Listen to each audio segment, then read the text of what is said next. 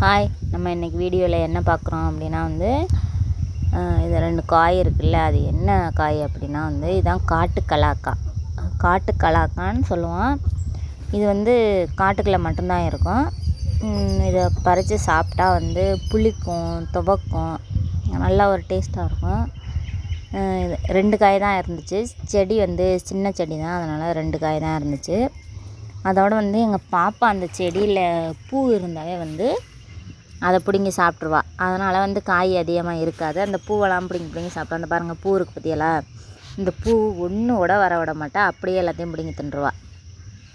முள்ளெல்லாம் பாருங்கள், அந்த செடியில் எவ்வளோ பெரிய முள் இருக்குன்னு பார்த்து பத்திரமா தான் பிடுங்கணும். அந்த கலாக்கை அவ்வளோ டேஸ்ட்டாக இருக்கும். உப்பு மிளகாத்தூள் போட்டு நம்ம சாப்பிட்டோம் அப்படின்னா அவ்வளோ டேஸ்ட்டாக இருக்கும். அந்த 2 காய் எங்கள் பாப்பாவுக்காக தான் வச்சுருக்கோம். இந்த வீடியோ பிடிச்சிருந்தா லைக் பண்ணுங்கள், ஷேர் பண்ணுங்கள், கமெண்ட் பண்ணுங்கள், சப்ஸ்கிரைப் பண்ணுங்கள்.